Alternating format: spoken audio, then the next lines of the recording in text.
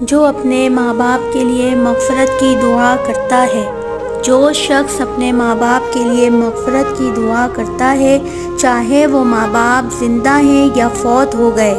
چاہے وہ ماں باپ زندہ ہیں یا فوت ہو گئے، جو شخص کثرت سے اپنے ماں باپ کے لیے دعا کرتا ہے، چاہے ماں باپ زندہ ہیں یا دنیا سے رخصت ہو گئے ہیں، فرمایا مرنے دم تک اللہ اس کو کسی کا محتاج نہیں کرتے، فرمایا مرنے دم تک اللہ اس کو کسی کا محتاج نہیں کرتے۔ ہم خوش